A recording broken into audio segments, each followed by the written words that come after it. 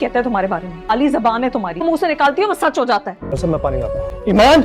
जैसे ही नरमीन को निहाल के भाई फैयाज का पैगाम मौसूल होता है, उसके पांव तले जमीन निकल जाती है, क्योंकि फैयाज उससे बताता है कि उन्होंने निहाल से राब्ता करने की बहुत कोशिश की मगर कोई कामयाबी नहीं मिली। यहाँ तक कि निहाल के एक दोस्त की कॉल आई जिसने बताया कि निहाल मुल्क छोड़कर जा चुका है और अब उससे कोई राब्ता नहीं हो रहा, बल्कि ऐसा लगता है कि वो नरमीन से शादी ही नहीं करना चाहता।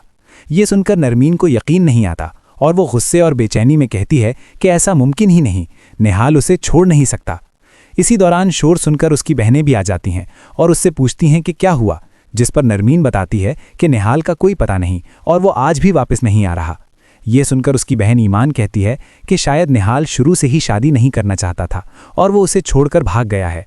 ये बात नरमीन को मजीद गुस्सा दिला देती है और वो ईमान को डांट देती है कि वो हमेशा मनफी बातें क्यों करती है जबकि वो खुद पहले ही बहुत परेशान है।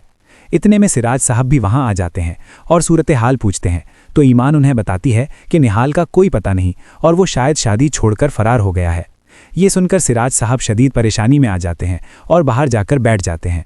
दूसरी तरफ हुमायूं अपने मुलाजिम से कहता है कि वो कुछ दिनों के लिए हैदराबाद जा रहा है, मगर उसका मुलाजिम उसे सच बता देता है कि वो दरअसल नरमीन की शादी से भाग रहा है क्योंकि वो उससे मोहब्बत करता है मगर इजहार नहीं कर पा रहा और उसे किसी और का होते हुए नहीं देख सकता।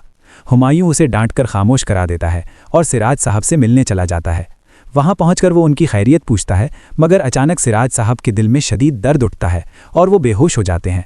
हुमायूं फ़ौरन घर वालों को आवाज़ देता है और सब लोग घबराहट में जमा हो जाते हैं।